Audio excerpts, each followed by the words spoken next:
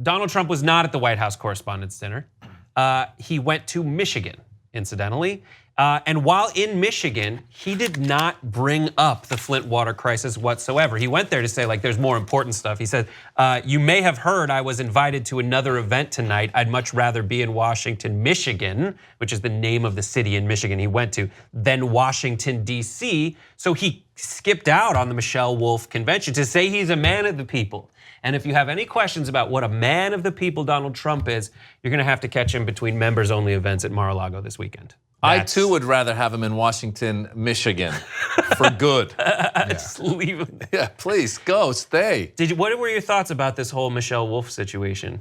I thought it was unbelievable the heat that she took from mainstream media, and I'm embarrassed for them to say that Michelle Wolf, a fairly unknown comedian, is bullying the White House. Is just preposterous. I mean, that's what you're supposed to do. She was hired to roast them, and she roasted them.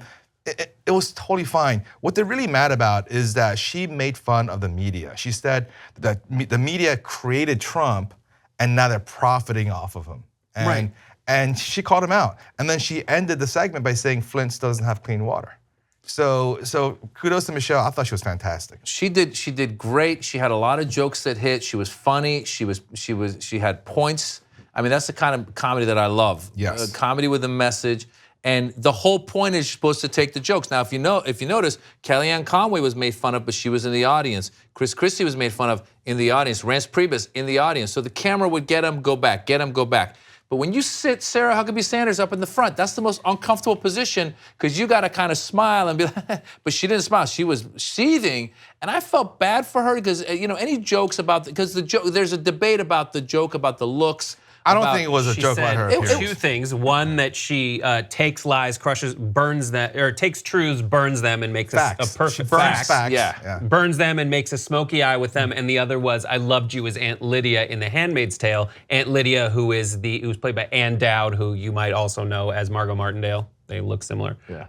But essentially saying that, comparing her, I don't think it was necessarily their looks are both bad, but rather she's like the front man for the terrible totalitarian regime. Yeah, and it's not, listen, so they weren't that bad of jokes in terms of like they weren't, but regardless, she's sitting up there, that's the position, and she did her job. Yeah. The press, first of all, somebody hired her, so you better know what you're getting. Secondly, everyone in the press who was criticizing that, they don't have the balls to stand up then to the administration. And Michelle Wolf went and she spoke a lot of truths. So if you don't have the balls to stand up, don't go after a comedian who has the balls. You know how hard it is to be funny and make a point? Yes.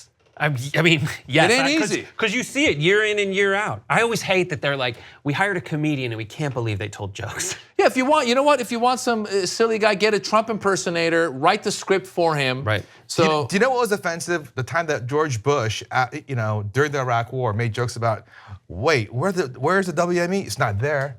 It's not there. Yeah. And he's making fun of the fact that he couldn't find a WMDs.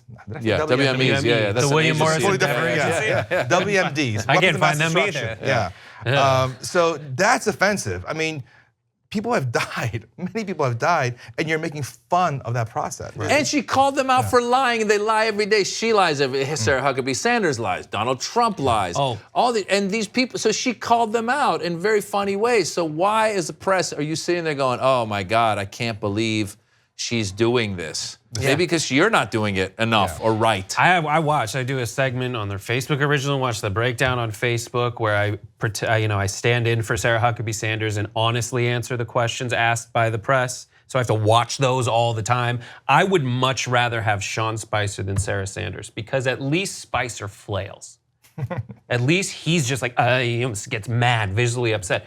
Sarah Huckabee Sanders just kind of sits there and recites lie after lie, ridiculous statement after ridiculous statement, looking people directly in the eye. That's all she does all day. 2 easy ways to follow the Young Turks. One is hit the subscribe button down below, then you're a TYT subscriber. And second is ring the bell. And when you do that on YouTube, you're notified of our videos.